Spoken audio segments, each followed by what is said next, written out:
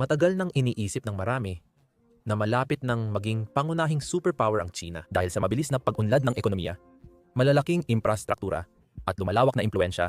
Inakala ng marami na hindi ito mapipigilan. Ngunit hindi ito natuloy. Hindi pa. Kasi bumabagal ang ekonomiya ng China. Dumarami ang utang at nagkakaproblema ang dati nitong matatag na sistemang pinansyal. Habang binabago ng United States ang global na kaayusan, umaasa ang marami na China ang susunod na mangunguna, gaya ng matagal nang inaasahan. Marahil, siglo para rin ng China ito, nagsisimula pa lang matapos ang isang kapat ng daan.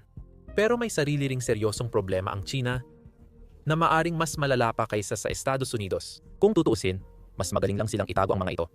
Kaya naman binuo namin ang koleksyong ito para talakayin ang mga isyong iyon isa-isa. Tinitingnan kung paano maaaring hindi totoo ang lahat ng inilalabas nilang datos, kung bakit ang utang ang naging pinakamalaking banta sa kanila, at kung talagang nasa bingit na ba ng pagbagsak ang China o pansamantalang pagsubok lang ang kanilang nararanasan. Ganito ang ekonomiya ng China: paglago, utang, at walang kasiguruhan sa hinaharap. Dapat mas alam na ito ng mga ekonomista noong taong 1980 sa ilalim ng pamumuno ng lalaking ito, Deng Xiaoping, ang bagong pangunahing leader ng People's Republic of China. Binigyan ng espesyal na pribilehiyong pang-ekonomiya ang isang maliit na bayan sa tapat ng hangganan ng Hong Kong upang makipagkalakalan at magnegosyo sa labas ng bansang kapitalista. Noong panahong iyon, may humigit kumulang 300 at 30,000 lang ang nakatira sa lungsod. Maliit para sa China, na noon ay kakapasok lang bilang unang bansang may mahigit 1 bilyong populasyon. Sa 40 taon, ang dating maliit na Shenzhen ay naging isa sa pinakamalaki at pinakamaimpluwensyang lungsod sa ekonomiya sa mundo. Noong taong 2018, nalampasan nito ang gross domestic product ng Hong Kong, isang pandaigdigang sentro ng kalakalan. At ngayon ay ika-8 pinakamalaking lungsod sa mundo batay sa populasyon. Malaki ang pagbabago mula sa isang karaniwang bayan 40 taon lang ang nakaraan. Ang kwento ng Shenzhen ay hindi natatangi sa China. Ang bansa ay binubuo ng maraming lungsod na may sariling lakas sa ekonomiya. At ang mga reformang sinimulan sa ilang rehiyon ay malawak ng tinanggap. Noong panahong iyon, ang pag-unlad ng ekonomiya ng China ay nagdulot ng kabutihan sa bansa at mundo. Nakabunot ito ng daan-daang milyong tao mula sa kahirapan at nagpagaan ng presyo ng maraming pang-araw-araw na gamit na karaniwan nating binibili na mas mahal sana kung dito lang sa atin ginawa. Pero syempre, hindi ito nangyari nang walang problema sa loob at labas ng bansa. Isa sa pinakamalaking problema sa bansa ay ang pag-aakalang tuloy-tuloy ang paglago ng ekonomiya. Ang bansa ay naging tahanan ng pinakamalakas na paglago ng ekonomiya sa kasaysayan. At maraming sistemang panlipunan, pampolitika, at pang-ekonomiya ang naging umaasa na magpapatuloy ang paglago na iyon magpakailanman.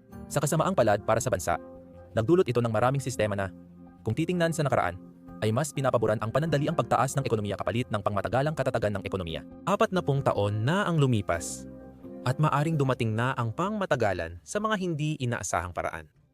Kaya, bakit ang mga antas ng paglago na magiging kahanga-hanga sa kahit anong normal na ekonomiya ay nagiging problema sa China? Sa parehong paraan, bakit ang pagbaba ng presyo ng mga bagay ay nagdudulot ng pag-aalala sa napakaraming ekonomista tungkol sa kalagayan ng ekonomiya ng bansa? Paano nagkakautang ang bansa kahit mababa ang pambansang utang? At sa huli, at marahil pinakamahalaga, naiiba ba ito sa napakaraming beses na inakala ng mga ekonomista at komentarista ang hindi maiiwasang pagbagsak ng pangalawang pinakamalaking ekonomiya sa mundo? Ngayon, bago tayo masyadong lumalim sa pagsusuri ng kasalukuyang mga problemang pang-ekonomiya ng China, kailangan nating bigyang diin na ang bansa ay malinaw na nagdudulot ng ilang international na tensyon, mula sa mga mungkahing alitan sa isa sa mga pinakamakabagong bansa sa mundo, hanggang sa mga issue sa karapatang pantao, at pagiging isang malaking pagbabago sa pandaigdigang status quo nitong nakaraang siglo, kung saan ang United States of America ang naging de facto na kapangyarihang pang-ekonomiya dahil sa mga kadahilanang ito at iba pa. Marahil ay maiintindihan kung bakit sabik ang mga tao na makarinig ng balita tungkol sa nalalapit na pagbagsak ng isang bansa na ngayon ay pangalawang pinakamakapangyarihang ekonomiya sa mundo. Kahit gustuhin ng tao na maging totoo ang isang bagay, hindi ibig sabihin ay totoo nga ito. Mahigit 1 taon lang ang nakalipas nang gumawa kami ng video ukol sa kung bakit hindi pa babagsak ang China. Ngunit may ilang nagbago mula noon. Halos lubusang nagbukas muli ang bansa matapos ang pinakamahaba at matinding lockdowns dahil sa pandemya. Ang kaduda-dudang bilang ng kaso ay napanatili sa teorya sa pamamagitan ng mahigpit na kontrol sa paglabas ng bahay, pagtatrabaho, pamimili, paglalakbay, at iba pang aktibidad pang ekonomiya. Matapos alisin ang mga restriksyon, 1 taon na ang nakalipas. Umaasang babalik ang sigla ng ekonomiya habang nagsimulang lumabas muli ang mga tao matapos halos 3 taong pagkakakulong. Nangyari ito, pero hindi kasing tindi ng inaasahan ng ekonomista at gobyerno. Mula sa halos doble na digit na paglago taon-taon bago ang pandemya, bumaba na lang sa 5% ngayon. Ibig sabihin, taon-taon. 5% ang nadagdag sa netong produkto at serbisyo ng ekonomiya ng China kumpara sa nakaraang taon. Maraming media at ilang ekonomista ang nagsasabing senyales ito ng pagbagsak ng China. Pero kadalasan hindi nila ipinaliliwanag kung bakit. Ngayon, 5% ang growth rate ayon sa pamantayan ng China, na sumusunod sa mahigit dekadang pababang trend. Ngunit ito ay kahanga-hanga na para sa maraming bansa, lalo na kung ihahambing sa pangalawang pinakamalaking ekonomiya sa mundo. Ang mga maunlad na kanluraning ekonomiya ay nagsusumikap na makamit ang growth rate na mga 2 hanggang 3% kada taon, na halos kalahati lang ng naaabot ng China. At kahit ganoon, marami pa rin ang hindi nakakamit iyon. Bakit ang paglago ng ekonomiya na tinuturing na himala sa kanluran ay tinuturing namang krisis sa China? Lahat ito ay tungkol sa mga inaasahan. Kung ang isang tao ay kumikita ng $50,000 kada taon pero pinlano nila ang kanilang pangmatagalang budget base sa pagtaas ng 10% ng sahod bawat taon, maaaring kumuha sila ng mas malaking utang sa bahay kaysa sa dapat. Baka nagdagdag pa ng isang anak sa pag-aakalang lalaki ang kita nila para matustusan ang mga gastusin. At pangkalahatang inangkop ang kanilang paggastos, pag-iipon, at estratehiya sa pamumuhunan base sa palagay na malakas ang paglago ng kanilang karera. Hindi perpektong ikumpara ang personal na kita sa gross domestic product ng bansa. Pero mahalaga itong simula para ipakita ang problema. Ang gross domestic product ay sinusukat kada takdang panahon at nire-reset taon-taon. Gaya rin ng kung magkano ang kinita ng isang tao sa loob ng isang taon na, ayon sa kahulugan, nagre-reset din kada taon. Pareho silang tumutulong sa pambansa o personal na yaman at utang sa paglipas ng panahon. Mas mataas na gross domestic product o kita, kung pareho ang iba, ay ibig sabihin mas mabilis mababayaran ang utang at makakaipon ng ari-arian. Kaya tinatalakay sa ekonomiya ang debt to gross domestic product katulad ng debt to income sa pananalapi. Nagiging lalo itong mahalaga kapag isinasaalang-alang na ang mga rate ng paglago ay nagko-compound. Ang 10% na taunang paglago sa 10 taon ay halos doble ang resulta kumpara sa 5%. Ang ekonomiyang may 1 trilyong gross domestic product ay magiging 1.65 trilyon sa 5% na paglagon at 2.71 trilyon naman sa 10% na paglago.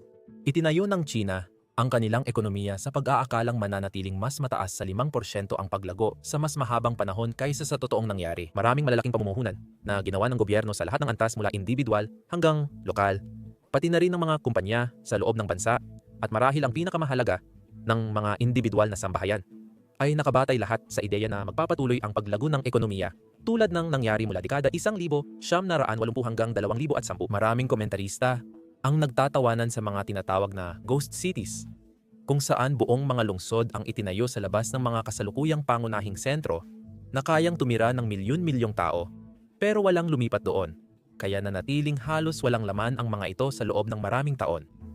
May mga ibang komentarista na mabilis namang ipinagtanggol ang ganitong gawain at itinuro ang mga pagkakataon kung saan ang mga ghost cities na ito ay napuno rin kalaunan. Ang realidad, tulad ng karamihan sa mga bagay, ay nasa gitna lamang.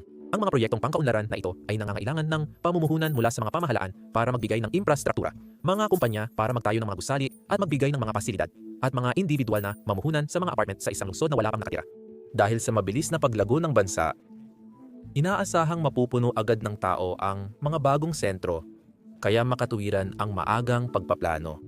Sa ganitong plano sa ekonomiya, kahit maliit ang pagbaba ng paglago, pwedeng mga hulugan ito ng isang lungsod na mapupuno o mananatiling walang laman hanggang maubos ang pera ng mga kasali. Ito pa lang ang unang pagkakataon na dapat ay mas naging maalam ang mga ekonomista. Ang simpleng katotohanan na bumabagal na Ang international na migrasyon mula sa bansa papunta sa mga pangunahing lungsod sa loob ng mga dekada at sa unang pagkakataon sa kasaysayan na walang digmaan ay bumababa ang populasyon ng China. Nangangahulugan na ang walang katapusang pagtatayo na may inaasahan na lalaki ang bansa para mapuno ang mga ito ay hindi talaga magtatagal magpakailanman. Ang real estate ang naging pinakakitang-kita at problemadong sektor kung saan ang ganitong uri ng pag-asa sa malakas na paglago sa hinaharap ay nag-udyok ng labis na optimismo at kawalang ingat sa bawat antas ng ekonomiya. Pero hindi lang ito ang tanging lugar. Mula sa pagpapaunlad ng infrastruktura, kasunduan sa kalakalan, hanggang malalaking proyektong tulad ng Belt and Road Initiative. Layunin ng China na mapabilis ang paglago ng ekonomiya para mapakinabangan ang maliliit pang merkado. Ang labis na optimistikong plano para sa hinaharap ay hindi automatikong nangangahulugang krisis. Pero maaaring maging krisis ito kapag isinasaalang-alang natin ang isang bagay na patuloy pa ring mabilis na lumalaki sa China. Utang. Kilala ang China bilang matipid na tagapag-impok mula pambansa hanggang individual. May pinakamalaking reserba ng dayuhang pera ang bansa, ngunit mabilis din lumalaki ang utang nito. Ang utang ng China ay nasa 77% ng gross domestic product. Tumaas sa mga dekada pero nananatiling maayos ang kalagayan. Kung ikukumpara, ang Estados Unidos ay may debt to gross domestic product ratio na nasa humigit kumulang 100 at 22%.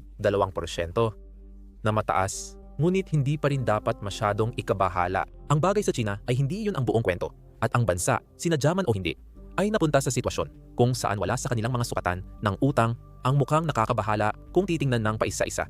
Ngunit kapag pinagsama-sama ay nagpapakita ito ng isang napakabigat na kwento. Ang pambansang utang ay utang ng pamahalaan lang. Bukod pa dyan, mayroon ding utang ng mga probinsya na mas nakakabahala dahil ang mga probinsya sa loob ng China ay walang kapangyarihang mag-imprenta ng pera, kaya maaari silang malugi. Hindi matukoy ang eksaktong utang ng mga probinsya dahil magkakaiba ang paraan ng pag-uulat ng bawat rehiyon. Kadalasan, hindi nila ito iniuulat kundi sa sentral na pamahalaan. At kalimitan ding mali ang pag-uulat ng mga posibleng nakakahiya na estadistikang pang-ekonomiya sa China. May ulat na ilang pamahalaang probinsya ay nagpinta ng damo ng berde.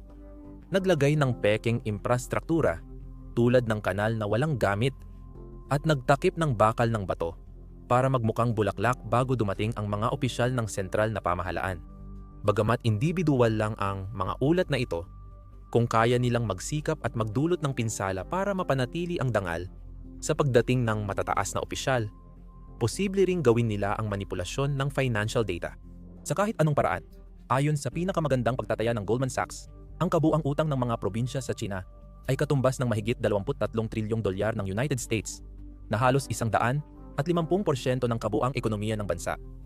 Bukod pa sa 77% mula sa pambansang pamahalaan, ang pangungutang ng mga probinsya ay pangunahing ginawa para pondohan ang malalaking proyektong pang-infrastruktura na may pag-asang lalaki ang industriya ng bansa para mapunan ang mga ito, gaya ng napag-usapan natin kanina. Ang mga pangunahing lungsod ay yumayaman dahil sa insentibo ng industriya, kaya ayaw ng ibang rehiyon na mapag-iwanan. Ang pangunahing kita ng mga munisipyo ay mula sa pagbebenta ng lupang pag-aari ng estado sa mga developers sa 70 o 79 na taong lease. Pero magagawa lang nila ito kung may gustong bumili, at bibili lang ang mga tao kung ang lokal na pamahalaan ay namumuhunan sa malalaking proyekto. Kung tama ang tantya, lalampas sa 200% ng gross domestic product ang utang ng probinsya at pambansang pamahalaan. Kaya nag-aalala na pati matatag na ekonomiya. Ngayon, para maging patas, ang mga individual na estado sa Estados Unidos na ginagamit natin bilang punto ng paghahambing ay may sarili ring mga utang. At sa kabuuan ay umaabot ito sa 3.3 trilyong dolyar ng United States sa kabuang hinabang hiniram. Kaya't malaking halaga pa rin ito. Pero napakaliit na bahagi lang kumpara sa hiniram ng mga probinsyal na pamahalaan sa China. Na sa kabuuan ay mas maliit pa rin ang ekonomiya kung titingnan sa nominal na halaga. Pero ang problema sa utang, sa kasamaang palad, ay hindi doon nagtatapos. Kadalasang hindi direkta ang pangungutang ng pamahalaan sa China para sa mga proyekto, kundi ginagawa ito sa pamamagitan ng libu-libong kumpanyang pag-aari ng estado. Malalaking kumpanyang pag-aari ng estado ang nagtutulak ng malalaking proyektong kadalasan ay hindi maganda ang resulta sa bansa man o abroad.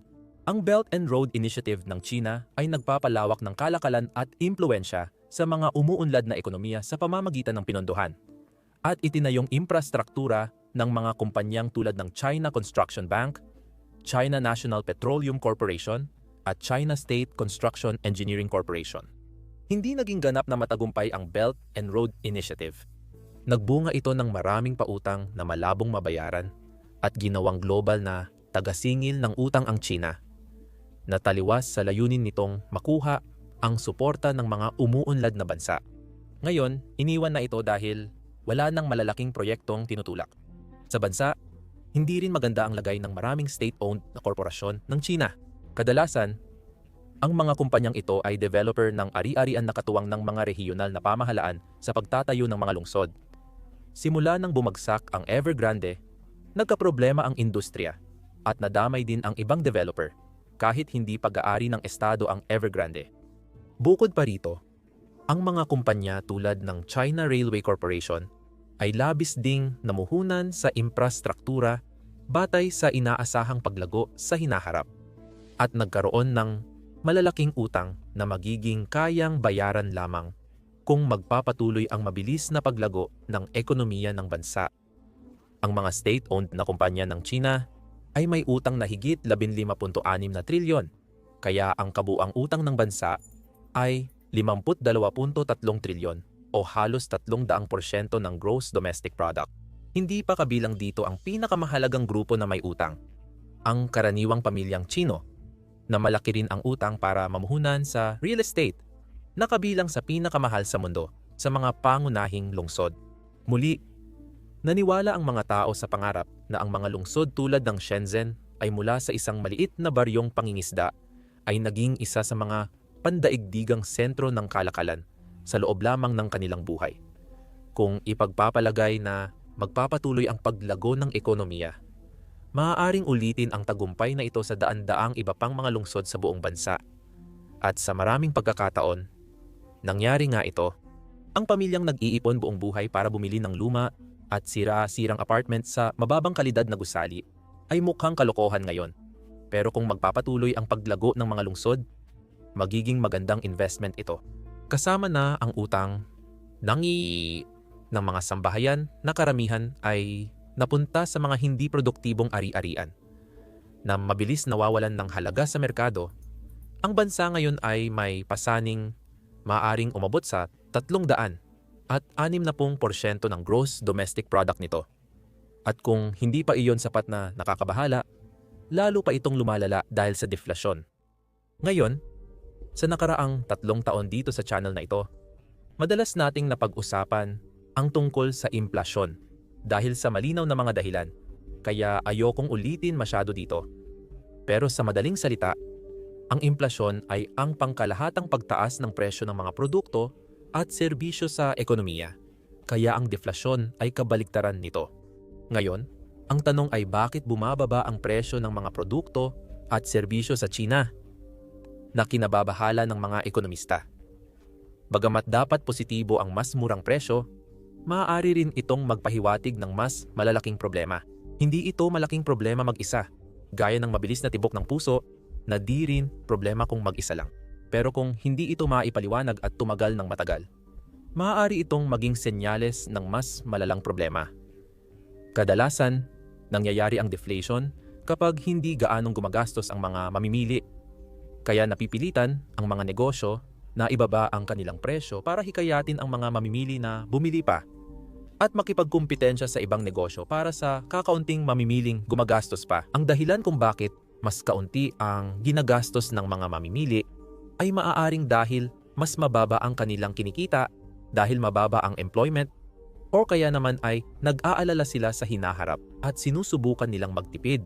Pareho itong masama sa ekonomiya. Ang matagal na deflation ay pwedeng magpabagal ng paglago. Ang kaunting inflation ay maaaring maging mabuti para sa ekonomiya basta't sumasabay ang sahod sa pagtaas ng presyo. Ang maliit na pagtaas sa nominal na sahod bawat taon ay maaaring maghikayat sa mga tao na gumastos o mag-invest ng kanilang pera kahit na hindi naman talaga tumaas ang kanilang tunay na buying power. Ang deflation ay kabaligtaran nito. Kapag mas marami kang nabibili sa parehong halaga ng pera bawat taon, mas mahihirapan ang mga negosyo na magtaas ng sahod. At sa katagalan, Maaaring kailanganin pa nilang bawasan ang sahod ng mga tao o tanggalin sila sa trabaho. Kahit na teknikal na tumataas ang kita ng mga tao, mas mahirap para sa kanila na makita ito sa parehong paraan kumpara sa mas malaking numero na pumapasok sa kanilang bank account bawat buwan. Ang ibang tao na may mas maraming pera na pwedeng gastusin at i-invest ay mas malamang na hindi rin ito gagawin. Dahil kung mas marami kang nabibili sa parehong halaga ng pera bawat taon, mas makabubuting itago na lang ito nang walang panganib. Lalo na sa sitwasyon ngayon sa China, kung saan ang mga investment na dati ay itinuturing na sobrang ligtas, ay literal na ginigiba na dahil hindi na sulit panatilihin ang mga ito. Sa China, lalo itong masama dahil malaking bahagi ng kanilang paglago sa ekonomiya ay nakadepende pa rin sa murang paggawa. Kung magpatuloy ang deflasyon at hindi bumaba ang sahod, lalala ang problema nila habang patuloy silang nawawalan ng dominasyon sa industriya laban sa mga karibal sa rehiyon. Lahat ng isyong ito ay pareho ang tema. Ayos lang sana kung double-digit pa rin ang paglago ng bansa. Hindi matiyak ang hinaharap, lalo na ng mga ekonomista. Pero walang dahilan para isipin na babagal ngayon ang kanilang ekonomiya. Ayon sa pandaigdigang pamantayan, ang China ay nasa gitnang antas ng kita at marami pa ring mamamayan ang nasa kahirapan. Kaya may malaki pang puwang para sa pag-unlad ng ekonomiya. Maraming dahilan kung bakit bumagal ang paglago. Pero may mga video na kami tungkol sa mga isyong yon na dapat talagang ipaliwanag ng mas detalyado. Kahanga-hanga ang pag-angat ng China. Pero kung ito ang magiging pangunahing superpower, bakit bumabagal ang ekonomiya nito? Ayon sa ilang ekonomista, ang totoong problema ay hindi lang ang pagbagal, kundi di rin tiyak kung gaano kalakas ang ekonomiya ng China.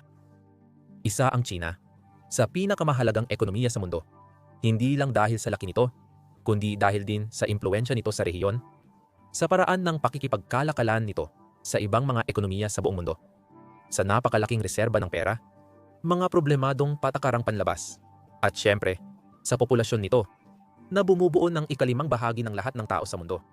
Kahit hindi ang China ang pangalawang pinakamalaking ekonomiya sa mundo, makakakuha pa rin ito ng malaking pansin dahil sa laki ng konkretong epekto nito sa ating araw-araw na buhay.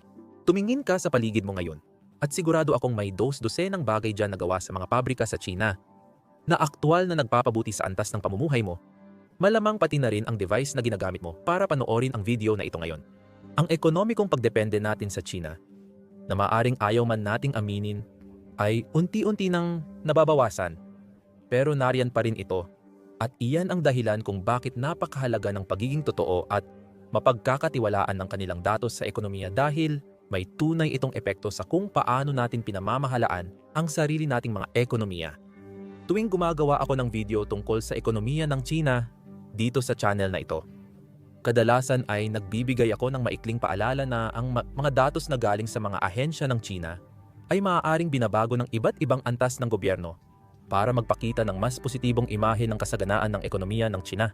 Maaaring kabilang dito ang pagtaas ng mga numero ng produksyon o ang maling paglalahad ng datos tungkol sa trabaho. May lohikal na dahilan kung bakit ginagawa ito ng iba't ibang antas ng gobyerno sa China.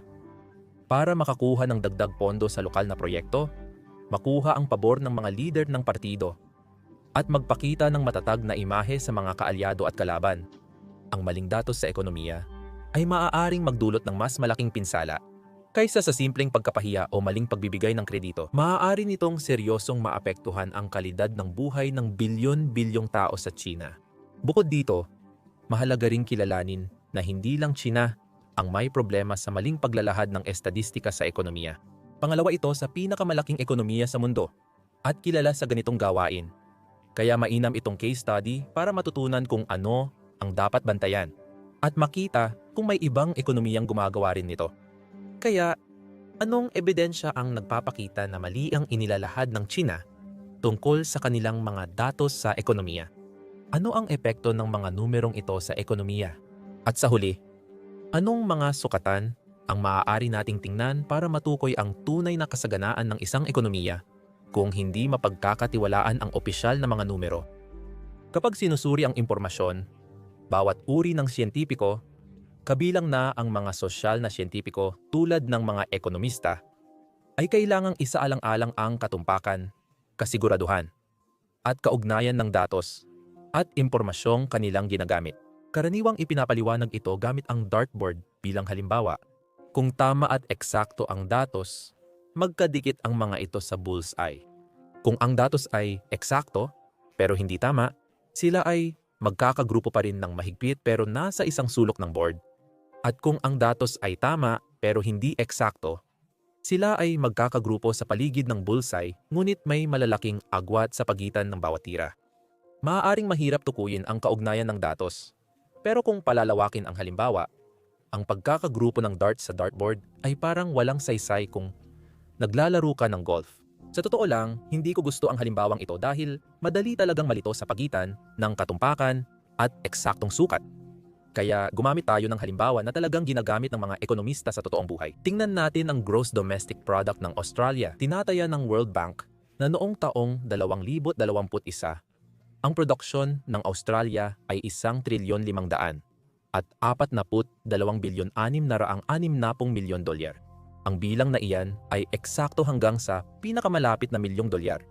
Ngunit maaaring hindi ganoon kataas ang katumpakan nito dahil ayon sa International Monetary Fund, ang kabuang produksyon ng Australia ay 1,724,000,000,000, 787 dolyar.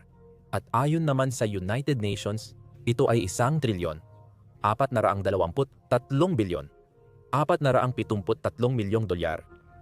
Hindi maaring tama ang lahat ng mga pagtatayang ito. Mahigit 300 bilyong dolyar ang diferensya rito.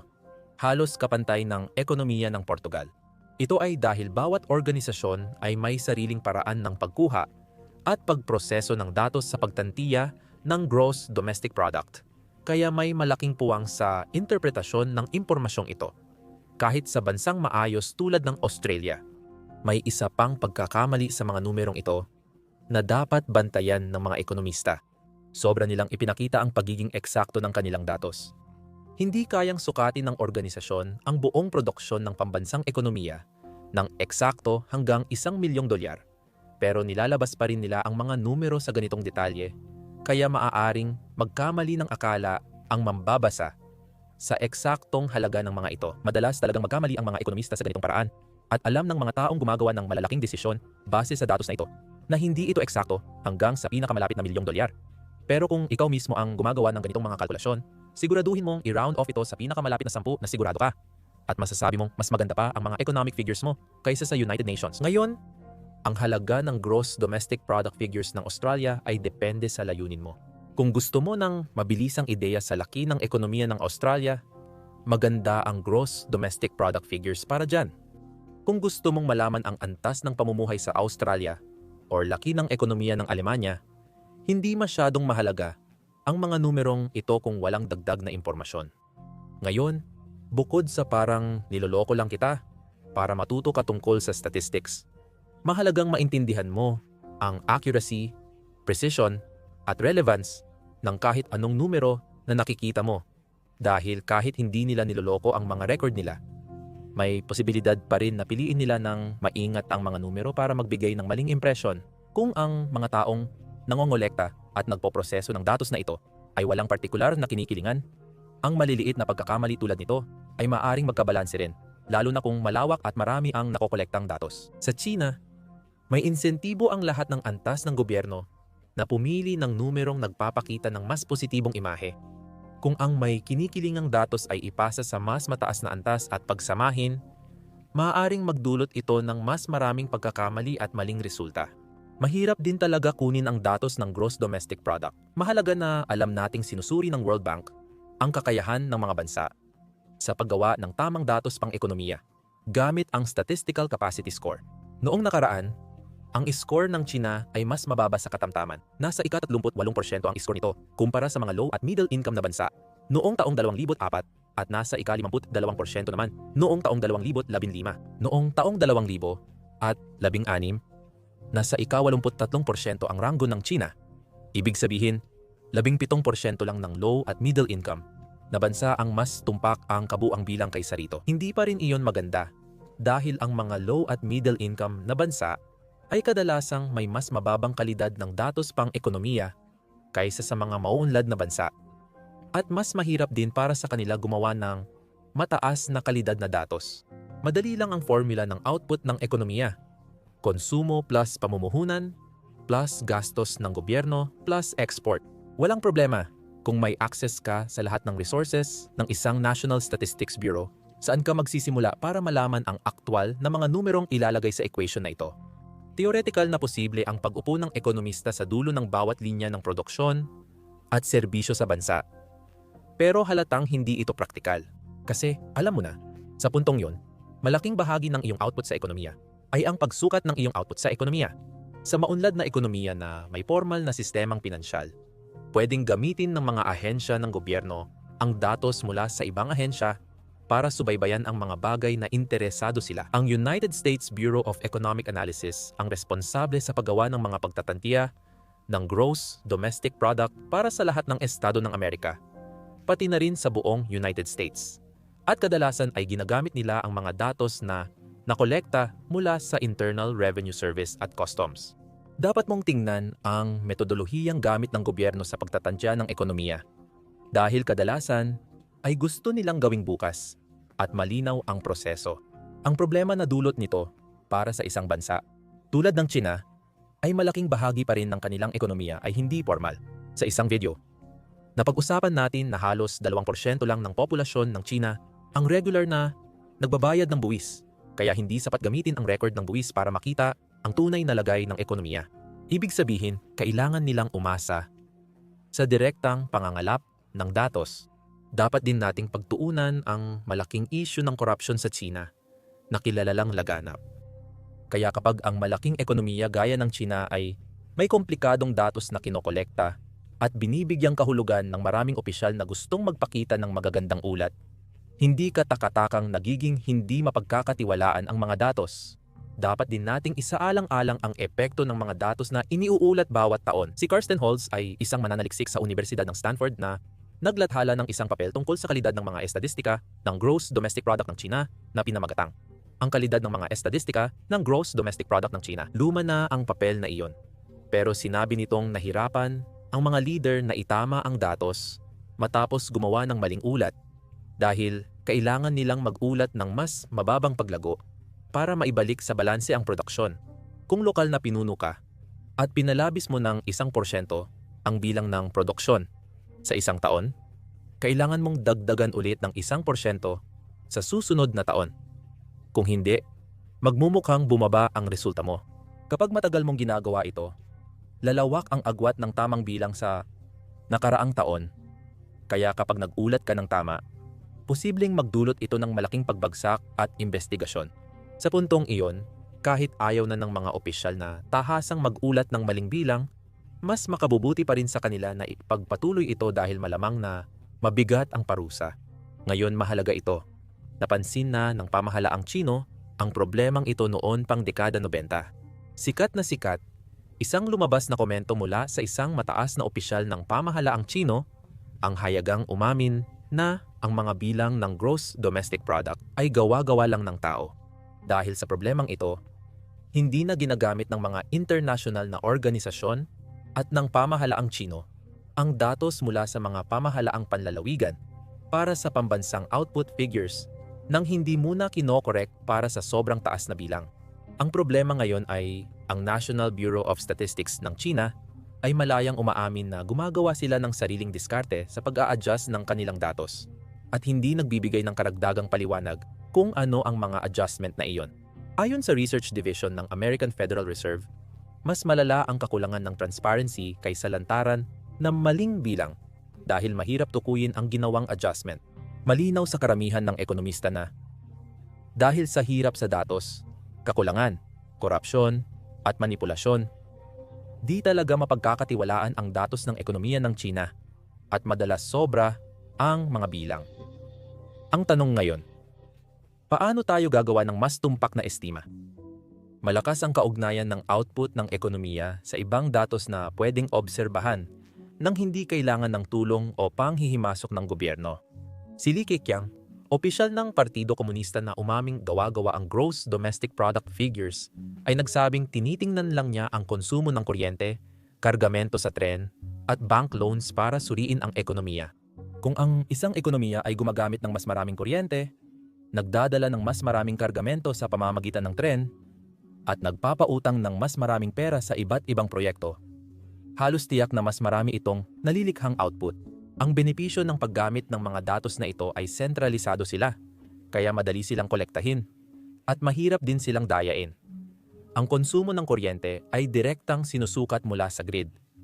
Kailangang itala ng mga rail yard ang mga container na pumapasok at lumalabas. At syempre, gusto ng mga bangko na siguraduhing maayos ang kanilang mga record kung sino ang may utang sa kanila. Ngayon, maganda ito kung isa kang mataas na opisyal ng CCP.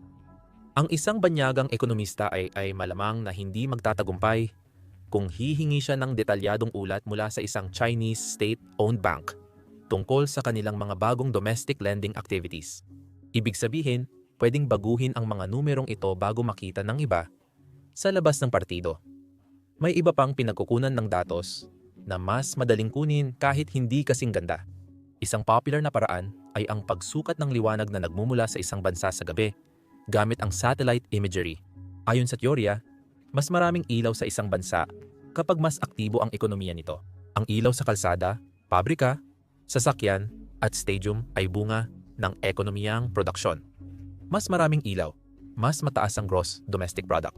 Nakakatuwang teorya ito dahil maaari nating itong subukan sa pamamagitan ng pagtingin sa iba't ibang larawan. Ang Timog Korea ay may gross domestic product na 1.8 trilyong dolyar habang ang Hilagang Korea ay may gross domestic product na halos 29 na bilyong dolyar. Ngayon, kahit na nakakatuwang teorya ito, sigurado akong marami sa inyo ang iniisip na agad ang mga problema sa sistemang ito. Halimbawa, may iba pang salik na nakakaapekto sa liwanag maliban sa aktibidad ng ekonomiya. Mas maraming tao sa isang bansa, mas maraming ilaw ang ginagamit. Mas maraming ilaw ang ginagamit ng bansang maraming mabibigat na industriya kaysa sa bansang nakatuon sa sektor ng serbisyo. Kahit ang mga pagkakaibang kultural tungkol sa kung gaano kaliwanag gusto ng mga residente, ang kanilang mga lungsod ay maaaring magbago ng dami ng ilaw na ginagamit. Halimbawa, ikumpara ang Shanghai at Paris. Mas maliwanag ang isa, ngunit Paris ang mas malaking sentrong ekonomiya. Pwede kang magdagdag ng balanse para sa mga salik na ito, pero pareho pa ring problema ng pagbabago ng resulta ayon sa antas ng pagpapasya ang haharapin mo. Naglabas si Luis Martinez, ekonomista sa Universidad ng Chicago, ng papel na nagsasabing hindi sapat ang paglago ng liwanag sa China kamakailan para tumugma sa inaangkin nilang paglago ng ekonomiya. Napansin niya na karaniwang pinalalaki ng mga autokratikong pamahalaan ang aktual na datos ng ekonomiya ng mga 35% base sa liwanag bilang batayan ng paglago. Ayon sa parehong papel, maaaring napalaki ng higit sa doble ang paglago ng China mula taong 1973 hanggang 2012. Isinasaalang-alang ni Martinez ang pagkakaiba ng mga bansang pinag-aralan niya batay sa peer review. Pero nangangahulugan lang ito na gumawa siya ng makatwirang konklusyon mula sa maaasahang datos. Ang mga autokrasya, lalo na ang may komunistang focus, ay madalas inuuna ang mabibigat na industriya kahit mahirap sila. Ibig sabihin nito, mataas na agad ang kanilang pangunahing liwanag na inilalabas at ang pagbabago sa kabuuang liwanag ay hindi gaanong maaapektuhan ng pagyaman ng mga kabahayan kumpara sa tipikal na ekonomiya na dumadaan sa karaniwang ruta mula sa mga magsasaka, patungo sa mga manggagawa sa pabrika, hanggang sa mga manggagawa sa sektor ng serbisyo. Si Lenin mismo ay kilalang nagsabi sa isa sa kanyang mga talumpati na ang komunismo ay kapangyarihang Soviet dagdag ang elektripikasyon ng buong bansa. Malinaw na prioridad ng mga bansang komunista ang pagbibigay ng kuryente. Maaari mong isipin ito na parang sinusubukan mong alamin kung gaano kayaman ang iyong mga kapitbahay base sa kung ilang beses sila nagpapadeliver ng pagkain bawat buwan. Ang pangkalahatang teorya ay habang mas lumalaki ang kinikita ng mga tao, mas kaya nilang magpa-deliver ng pagkain mula sa mga restaurant. Kung nakatira ka sa tabi ng kapitbahay na mahilig sa pagkain, baka gabi-gabi silang umorder mula sa restaurant. Kahit ma-promote sila sa trabaho, hindi pa rin sila mag-order ng mas maraming pagkain dahil limitado lang ang kayang kainin sa isang araw. Pero kung pagtatayahan mo ang pagtaas ng kita nila base sa dami ng dagdag na pagkain na ino-order, baka hindi mo mapansin na na-promote sila. Napansin ni Martinez ang problema, at bagaman hindi niya isinusulong na gumamit ng teleskopyo ang mga internasyonal na organisasyon kaysa datos ng gobyerno, binanggit niya itong epektibong paraan ng beripikasyon. Mahalaga rito na ang iba't ibang paraan ng pagsukat ng gross domestic product ay pwedeng gamitin para beripikahin o questionin ang datos, pero nahihirapan silang gumawa ng eksaktong pagtataya mag-isa. Sa totoo lang, kadalasan ay sapat na iyon para sa mga tunay na gumagawa ng desisyon at maging sa mga mismong ekonomiya. Hindi ganoon kalaki ang halaga ng mga datos ng gross domestic product gaya ng iniisip mo. Napakahalaga ng paglago ng gross domestic product dahil maaari itong direktang magdulot ng pagbuti ng pamumuhay para sa karaniwang tao sa ekonomiya. Dahil dito, natatabunan ng gross domestic product growth ang iba pang problema. Tinitiis ng tao ang marami basta't akala nila yumayaman sila. Siyempre, alam natin na ang mga numero ng gross domestic product lang ang laging nababalita.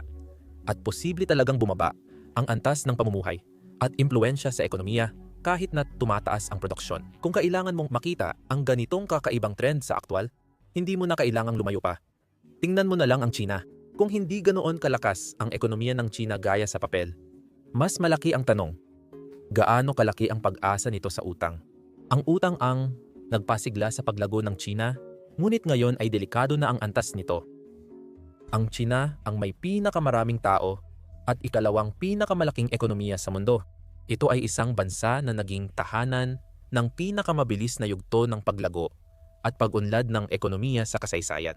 Nang buksan ang bansa sa dayuhang kalakalan at malayang pamilihan, nagbago ito mula sa salat at gutom tungo sa makapangyarihang bansa ngayon. Ang tuloy-tuloy na pag-unlad na ito ay nagdulot ng mga kamanghamanghang bagay, hindi lang sa loob ng bansa, kundi pati na rin sa buong mundo. At isa na rito ang pag-ahon ng daan-daang milyong tao mula sa matinding kahirapan. Pero syempre, may mga naging problema rin. Sa likod ng makabago at makintab na mga gusali at malalaking proyekto, sa kasamaang palad ay bumabalik ang pamahalaang Tsino sa mas mahigpit at autoritarian na pamumuno. Ang pamumuno ang naging ugat ng mga problemang tinalakay sa ating tatlong bahaging serye tungkol sa bansa. Hanggang ngayon, marami sa mga isyong ito ang sadyang binaliwala, parehong ng mga mamamayan ng bansa at ng mga bansa at kumpanyang kumikita dahil sa pagsasamantala sa bagong murang lakas paggawa na ito. Pero nagsisimula na itong magbago dahil sa lumalalang hidwaan ng China at mga pangunahing trading partners. Maraming institusyon at gobyerno na dating kontento ay nagsisimula ng magbago ng pananaw. Marahil mas nakakabahala, ang mismong populasyon ng bansa ay nagsisimula ng maramdaman ang bigat ng isang ekonomiyang labis ang utang. Hanggang ngayon, matatag at tuloy-tuloy ang paglago ng bansa. Ang populasyong patuloy ang paglago ay napapabuti ang kalidad ng buhay taon-taon.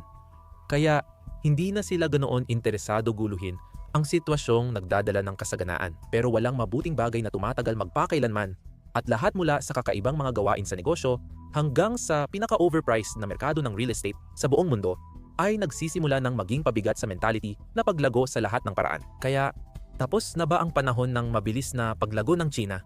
Kung oo, ano ang dahilan ng pagbagal na ito?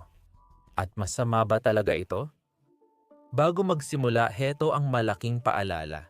Ang mga pinagkukunan ng datos mula sa China, lalo na yung may kinalaman sa ekonomiya, ay hindi talaga mapagkakatiwalaan.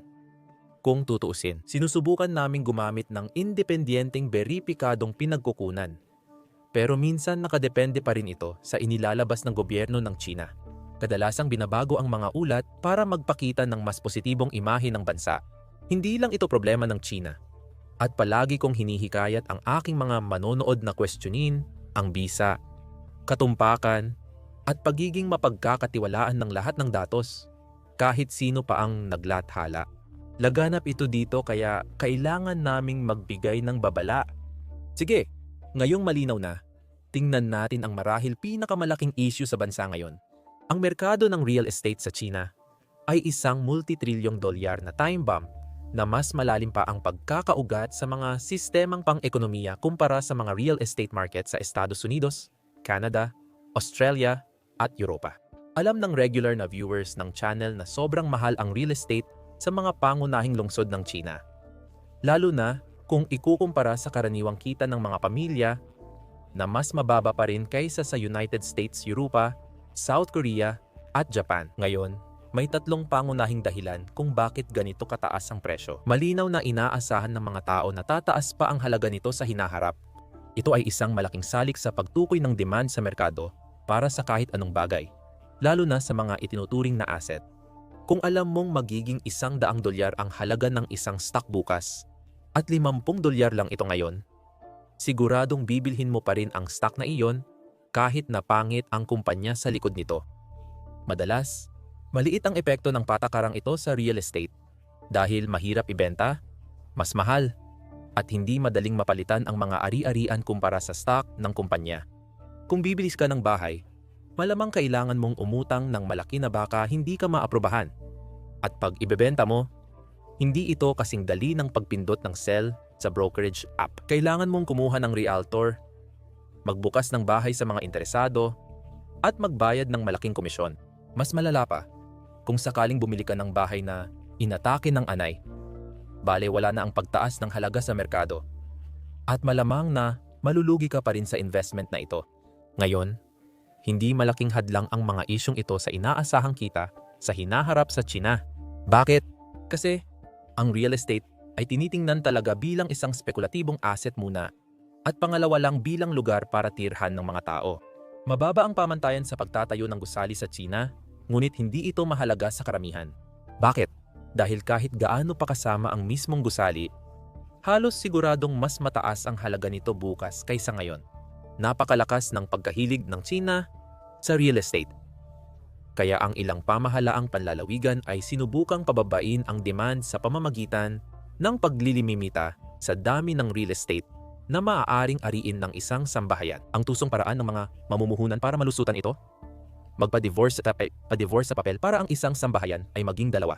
At ang mga kunwaring naghiwalay na mamumuhunan ay madoble ang kanilang mga ari-arian ng walang parusa. Kahanga-hanga ang paglago ng ekonomiya ng China.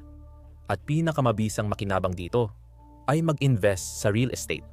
Kung patuloy na dodoble ang ekonomiya ng China kada 8 taon, ang pagbili ng luma at sirang apartment sa halagang 5 milyong renminbi ay magiging matalinong investment. Ito ay halos kapareho sa mga tech company sa United States na maaaring may hindi magandang pundasyon pero nakaranas ng matagal na pagtaas ng presyo dahil sa mga inaasahang paglago sa hinaharap na lalo pang nagpapataas ng presyo. Tulad ng pagtanggap ng mga mamumuhunan sa kanluran sa stocks na nagkakahalaga ng 100 beses ng kita ng kumpanya, tinanggap ng mga residente sa China na ang bahay ay umaabot sa 46 na beses ng taunang kita ng karaniwang manggagawa. Magtatagal kaya ang mga pamilihang ito? Hanggang ngayon, wala pang yumaman sa pagtaya kontra sa kanila. Kaya panahon lang ang makakapagsabi.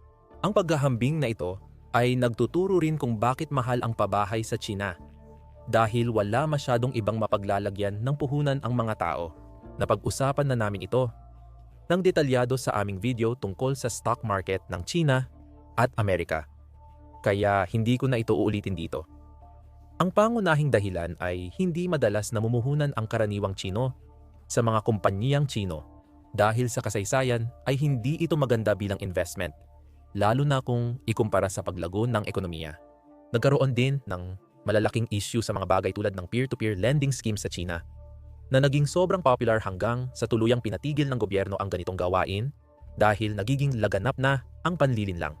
At kung tutuusin, nababawasan din ang kapangyarihan ng mga bangkong pag-aari ng estado.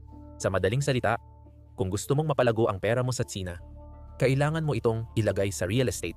Sa totoo lang, sinubukan naman talaga ng gobyerno na kontrolin ang labis na spekulasyon na ito. Pero hanggang ngayon ay hindi pa ito naging masyadong epektibo.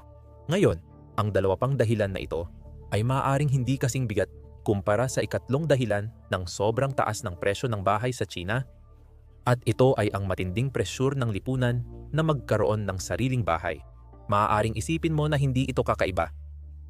Sa United States, mula sa mga kilalang financial advisor hanggang sa mga mapag-alam mong kamag-anak, palaging pinag-uusapan ang pangangailangang bumili ng bahay. Pero sa China, dinadala nila ang presyur na ito sa mas matinding antas. Dahil sa one-child policy na nagresulta sa hindi balanseng dami ng lalaki at babae, maraming lalaking Chino ang hirap makapag-asawa kung wala silang sariling bahay. Bukod pa dyan, May mga totoong benepisyong estruktural ang pagkakaroon ng sariling bahay. Mahigpit na nililimitahan ng hukom system ang populasyon ng China sa pamamagitan ng pagrehistro ng bawat sambahayan. Sirabas sa bahayan. Tinutukoy ng sistemang ito ang pangunahing tirahan ng tao para malaman kung saan sila makakakuha ng serbisyong pampubliko gaya ng healthcare at edukasyon para sa kanilang anak. Marami ang internal na migrante sa China. Maraming mga taga-probinsya ang umaalis sa kanilang maliliit na baryo upang lumipat sa mga sentro ng lungsod kung saan maaari silang kumita ng mas mataas na sahod. Dahil sa sistemang hukom, nananatiling residente ng kanilang baryo ang mga migranteng manggagawa.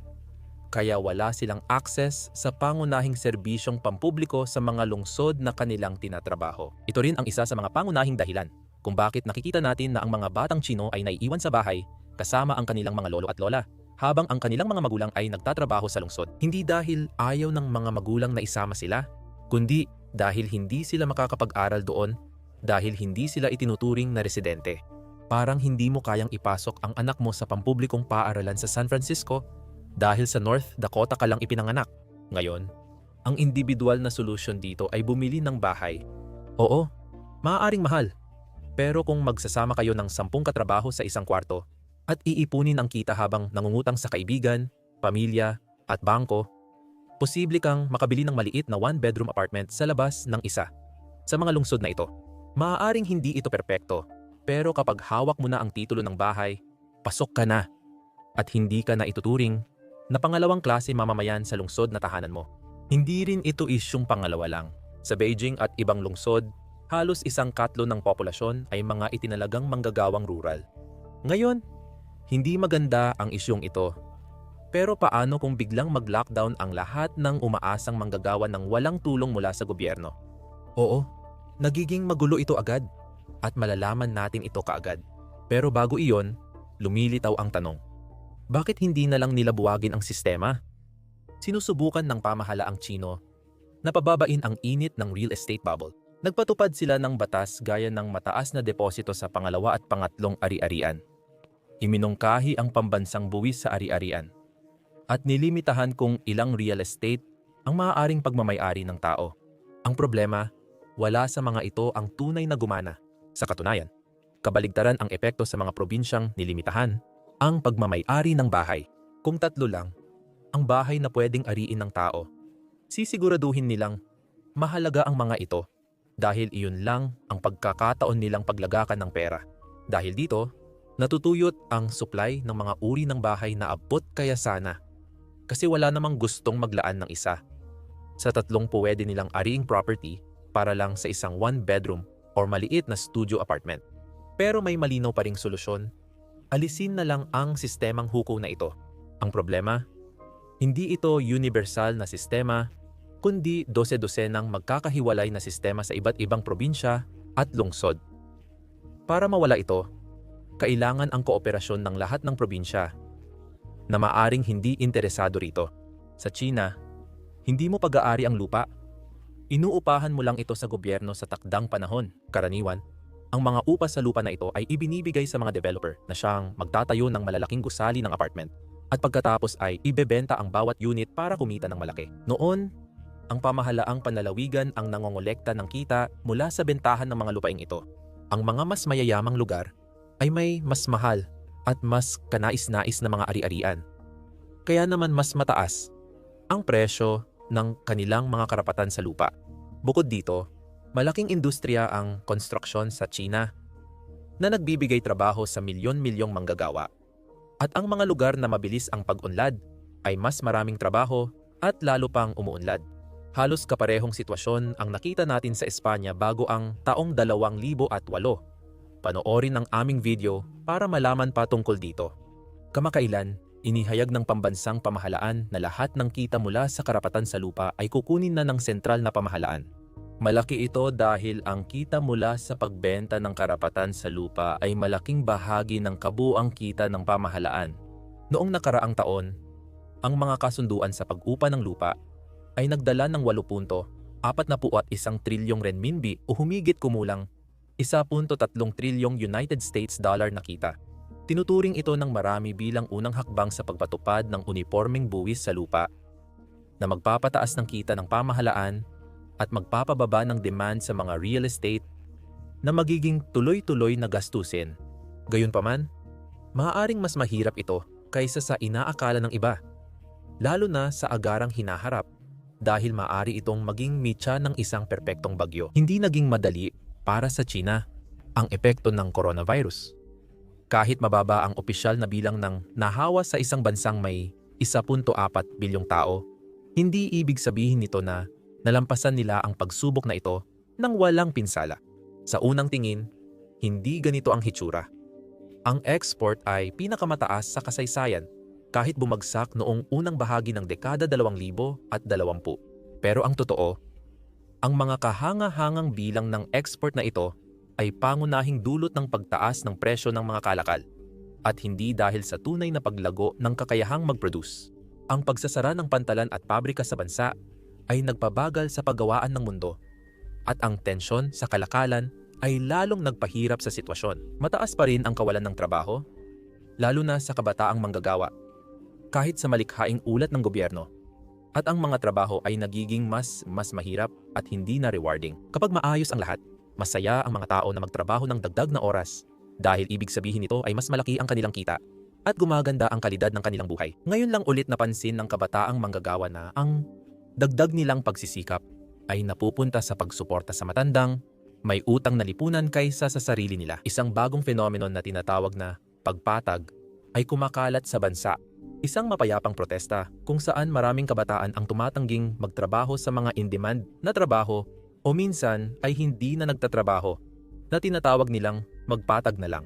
Maaaring dagdag pabigat lang ito sa sitwasyon, pero mukhang labis itong ikinababahala ng gobyerno. Malaki pa rin ang pag-asa ng China sa masisipag at murang manggagawa para suportahan ang kanilang ekonomiya. Kung wala ito, pwedeng bumagsak agad ang lokal na merkadong pinaghirapan nila at baka nangyayari na ito ngayon. Ang dekadang utang na naipon dahil sa tuloy-tuloy na pagpapatayo ay sinisingil na. Tumaas ang utang ng sambahayan mula 18% ng gross domestic product noong taong 2000 at 8 hanggang 61% ng gross domestic product noong taong 2020 habang halos triple rin ang gross domestic product sa panahong iyon. Ngayon, ang paglago na pinondohan ng utang ay hindi naman laging masama. At kung tutuusin, ang bilang na ito ng utang kumpara sa gross domestic product ay mas mababa pa rin kaysa sa mga lugar tulad ng Switzerland at sa sarili kong bansa na Australia. Pero kung ang utang ay ginamit lang sa pagbili ng mga apartment na hindi maganda ang pagkakagawa at nakatayo pa sa mahal na lupang inuupahan sa gobyerno, parang itinayo ang kaharian sa buhangin. Tumaas ang mga tagasingil ng utang nitong mga buwan at maaaring nagsisimula ng bumagsak ang toring ito ng baraha dahil sa mga salik na nakita natin. Sa kasaysayan, dito pumapasok ang gobyerno. Pero maaaring totoong masyado ng malaki ang real estate bubble na ito para mapangasiwaan. Panahon lang ang makapagsasabi syempre. At alam kong halos lahat ng tao, pati aso nila, ay nagpredikta na ng hindi maiiwasang pagbagsak ng himala ng ekonomiya ng China. Aminado akong bahagi nito ay dahil gusto rin talaga nilang mangyari iyon. Hindi ako natutuwa na ang isang authoritarian at nagpapanggap na komunista na gobyerno ang magiging pangunahing superpower sa ekonomiya ng mundo. Pero kahit kailanman bumagal ang ekonomiya, mas mahalaga ang tanong kung ano ang susunod na mangyayari. Sa mga modernong demokrasya, kapag bumagsak ang ekonomiya, maraming nawawalan ng trabaho o bahay at kotse na nagdudulot ng matinding epekto. Pero kadalasan, binabaliktad lang natin ito at ibinoboto ang kabilang grupo ng mga politiko na nangangakong mas magaling. Sana silang humawak ng sitwasyon kung sila ang namumuno. Kung magkaroon ng kahit kaunting aberya sa pangakong patuloy na paglago sa China, agad mapapansin ng mga tao ang ibang isyong dati nilang hindi pinapansin habang maayos pa ang lahat. Kapag iisa lang ang grupo ng mga politiko sa bansa na hindi mo kayang insultuhin, pero kailangan mo pa ring may sisihin, malamang na ituturo mo ang sisi sa labas. Dahil sa laki ng utang, naiisip ng iba na malapit nang bumagsak ang ekonomiya ng China. Totoo kaya ito? Ayon sa ilang eksperto, sobra ang pananggalang sa pananalapi, impluwensya, at kontrol ng China sa ekonomiya. Kaya hindi ito basta-basta babagsak. Hindi naging maganda ang taon ng China. Sa pagitan ng matagal na mga lockdown, pagbagsak ng merkado ng real estate, mga krisis sa bangko, digmaan sa kalakalan, kakulangan sa pagkain, at hindi pangkaraniwang mataas na antas ng kaguluhan sa lipunan, nagsisimula ng magmukhang nagkakaroon ng bitak ang dating hindi matitinag na CCP. Tingnan mo, alam kong masaya ang maghinala tungkol sa pagbagsak ng isang rehimen na gumawa ng masasamang bagay. Pero siguro panahon na para tandaan na kahit gusto nating mangyari ang isang bagay, hindi ibig sabihin na totoo na ito. Madaling makita kung bakit ang mga balita, artikulo, at napakaraming YouTube videos na nag-iisip kung ilang araw na lang bago bumagsak ang China ay nakakakuha ng napakaraming atensyon. Pero kung hindi mo pa nahulaan, malamang hindi ito mangyayari. Hindi pa. Hindi sa loob ng X na bilang ng mga araw. Hindi rin natin dapat na inaasam na mangyari ito kahit nakakaakit isipin na biglang guguho ang pinakamalaking pandaigdigang karibal natin. Dapat nating tandaan na hindi ito magiging mabuting balita para sa kahit sino. Hindi lang ito tungkol sa 1.5 bilyon.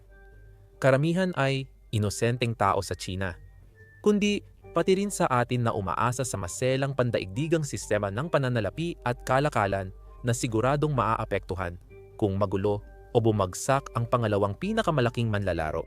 Para maintindihan ang mga clickbait na pamagat, kailangan nating maunawaan ang ilang mahahalagang bagay. Bakit kaya biglang sinasabi ng lahat na malapit nang bumagsak ang China? Gaano kalaki ang tsansa na mangyari ang mga prediction na ito? At sa huli, bakit malamang na sobra-sobra lang talaga ang isyong ito? Bago ko talakayin ang pagbagsak ng China, may dalawang bagay muna akong gagawin. Mahalagang tandaan na ang mga panloob na datos ng ekonomiya ng China ay madalas hindi mapagkakatiwalaan at kadalasan binabago ng mga awtoridad para magmukhang maganda ang kalagayan ng ekonomiya.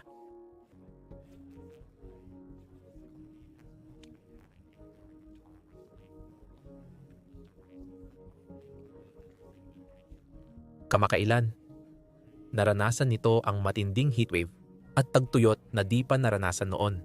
Masama ang heatwave sa kahit anong bansa. Pero ang China ay lalo pang hindi handa para harapin ito. Malaki ang kapasidad sa industriya ng bansa ay galing sa mga sentro ng lungsod na napilitang magsara dahil sa matinding init na nagpapahirap sa pisikal na trabaho sa mga pabrika. Masama rin ang tagtuyot para sa ekonomiya. Malamang hindi kasing lala ng sinasabi ang sitwasyon, walang mauubusan ng inuming tubig, at hindi naman sa munisipyo umiinom ang mga tao sa China. Pero may tunay pa ring epekto ang issue sa supply ng tubig sa ibang aspeto.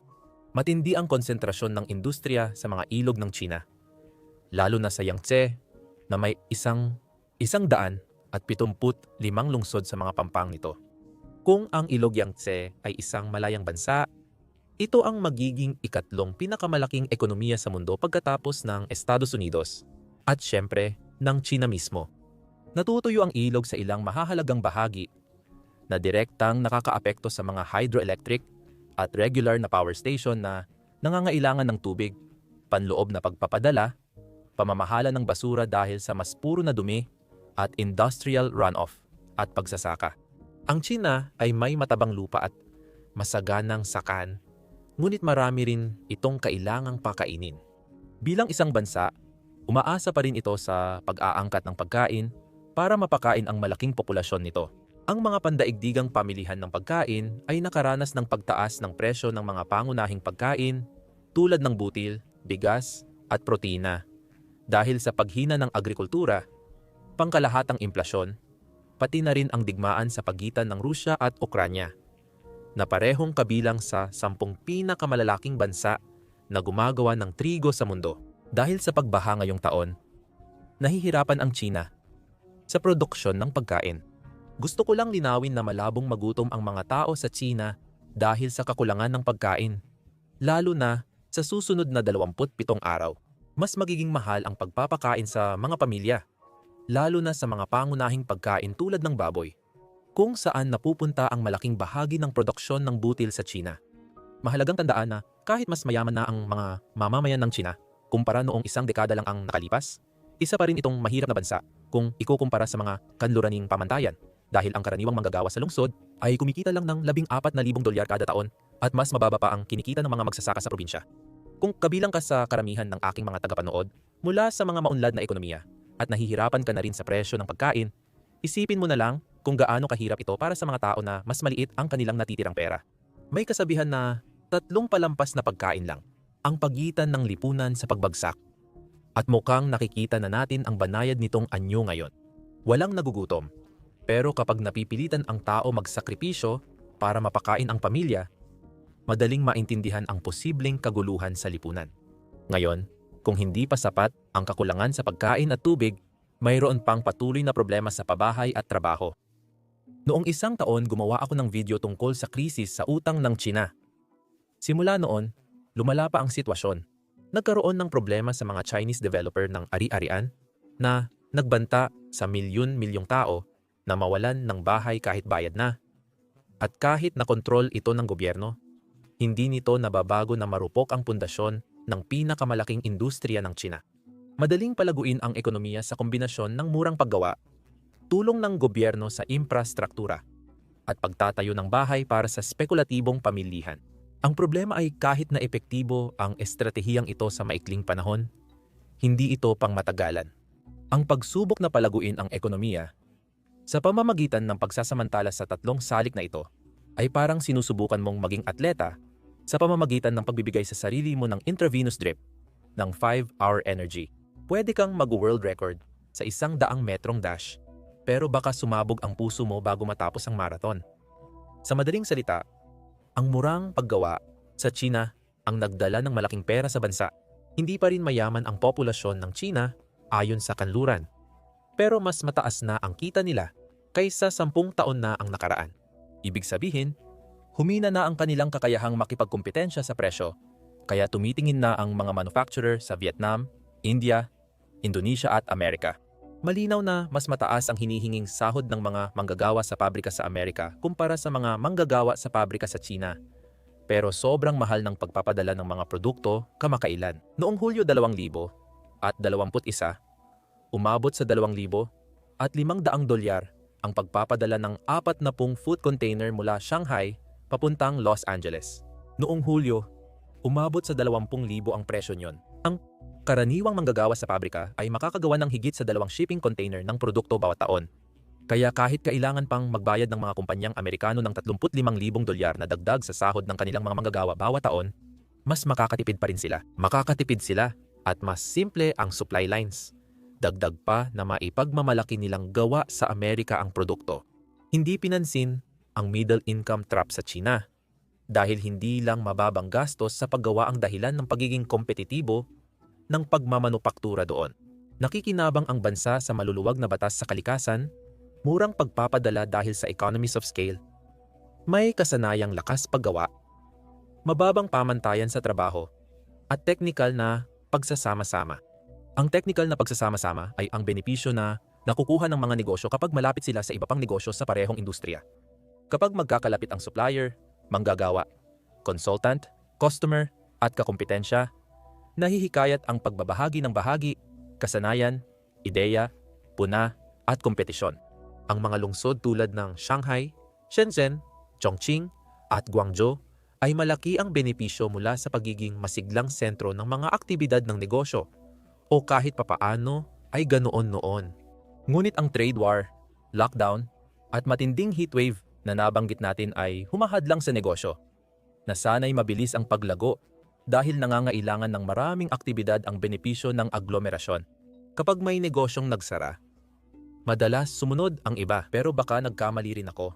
Tulad ng maraming ekonomista kapag sinusuri nila ang ekonomiya ng Tsina, na ipinapalagay na sila ay isang ekonomiya na direktang nakadepende pa rin sa merkantilistang pagganap sa kalakalan.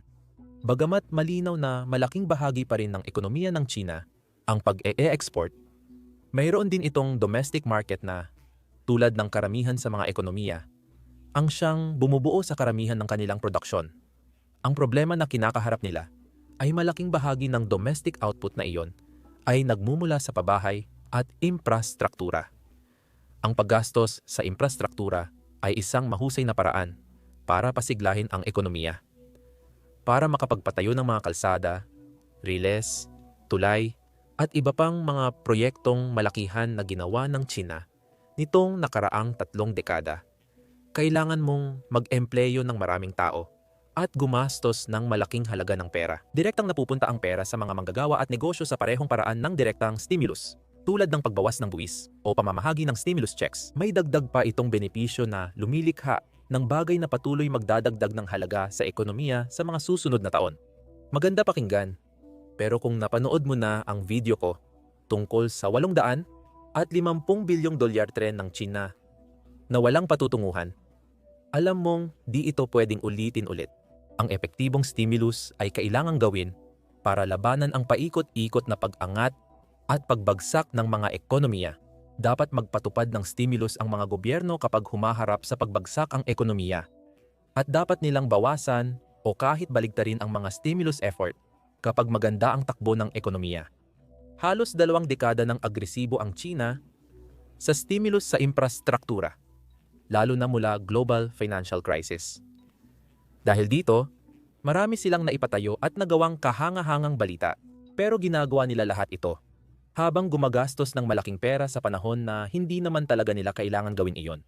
Naubos na rin ang mga bagay na pwede nilang itayo. Halos lahat ng posibleng infrastruktura na may saysay itayo sa China ay naitayo na.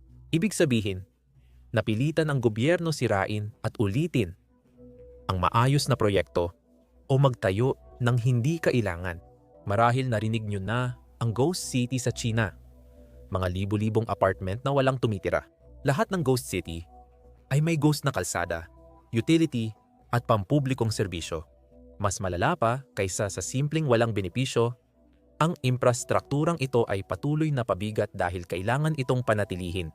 At sa maraming kaso, ito ay pinondohan sa pamamagitan ng utang ng munisipyo. Isa sa mga pangunahing dahilan ng Belt and Road Initiative ng China ay para ipagpatuloy ang paggastos sa infrastruktura sa mga lugar na makikinabang dito. Malaki ang ininvest ng China sa mga umuunlad na bansa sa Timog Silangang Asya at Afrika sa pamamagitan ng pagbibigay ng malalaking pautang mula sa mga bangkong pag-aari ng Estado sa mas maliliit na pamahalaan para pondohan ang pagtatayo ng mga pantalan, railes ng tren at iba pang kapital na nakatuon sa kalakalan. Sa 54 na bansa sa Afrika, 49 ang may pautang sa infrastruktura mula China.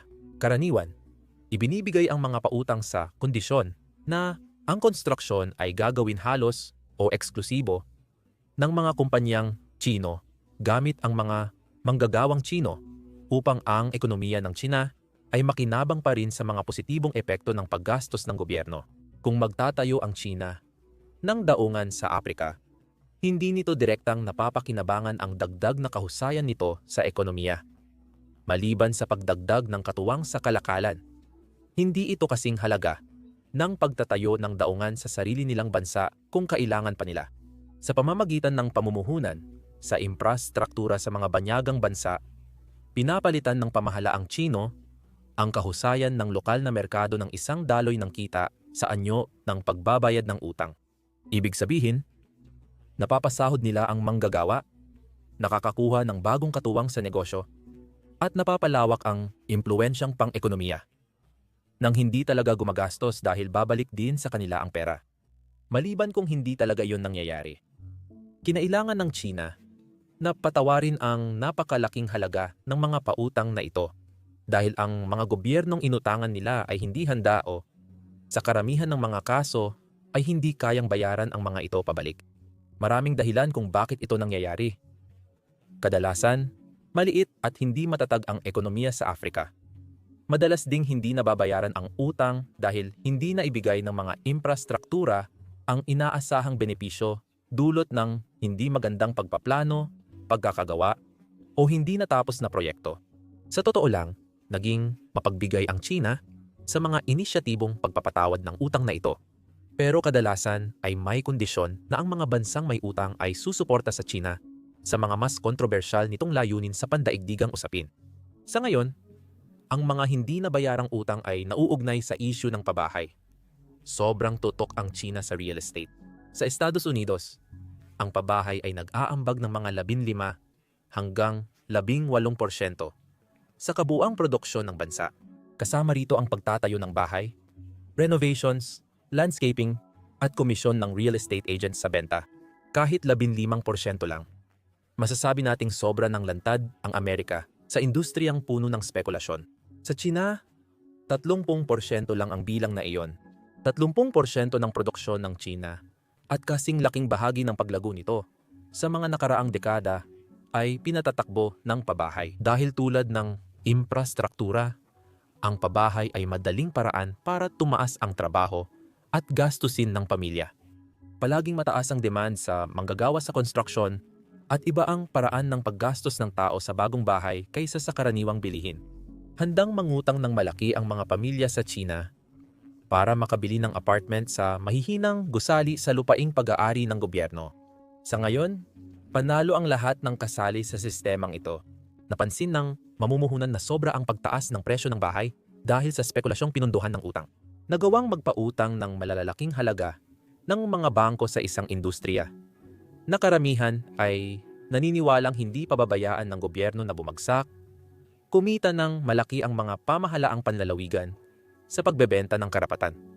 Sa paggamit ng lupa sa mga developer, kumita rin ng malaki ang mga developer sa paggawa ng murang bahay na naibebenta nila sa napakataas na presyo. At masaya ang pambansang gobyerno dahil ang paikot-ikot na ganitong kasakiman ay maganda para sa trabaho at paglago ng ekonomiya. Pero tulad ng lahat ng feedback loop, nakatakda talaga itong magtapos sa sakuna. At ganoon nga ang nangyari. Nagawa na namin ang ibang video tungkol sa pabahay, utang at buwis ng gobyerno sa China. Kaya ayokong ulitin dito. Pero gusto kong bigyang diin na ang pagbagsak ng merkado na ito ay nagdudulot ng takot na baka hindi kayanin ng mga bangko ang mga withdrawal dahil sila rin ay malaki ang puhunan sa real estate market.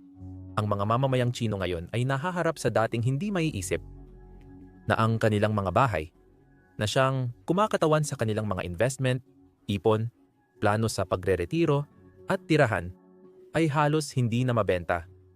At iyon ay kung masuwerte pa silang may bahay talaga. Hindi matapos-tapos ng mga developer ang mga proyekto na nabayaran na ng mga tao. Kadalasan gamit ang sarili nilang ipon at utang sa bangko. Ang mga taong posibleng di na makuha ang kanilang bahay ay tumigil magbayad ng utang sa bangko. Kaya mas mabilis na uubos ang pera ng mga bangko. Dahil sa inaasahang kakulangan sa pera, magwi-withdraw na ang mga tao ng ipon mula sa mga nanganganib na institusyon na nagpapabilis ng problema. Klasikong pag-atake ito sa mga bangko na tinuturing ng karamihan sa ekonomista na halos pinansyal na Armageddon. Kaya ganito ang sitwasyon. Malalang pagbagsak ng pabahay, pagkabangkarote ng munisipyo, bagsak ang dayuhang pamumuhunan, sira ang infrastruktura, digmaan sa kalakalan, tagtuyot, pagbaha, sobrang init, mahabang lockdown, kakulangan ng pagkain, kaguluhan, paghina ng industriya, at atake sa mga bangko. Iyan ang maikling listahan ng mga problema ng China ngayon.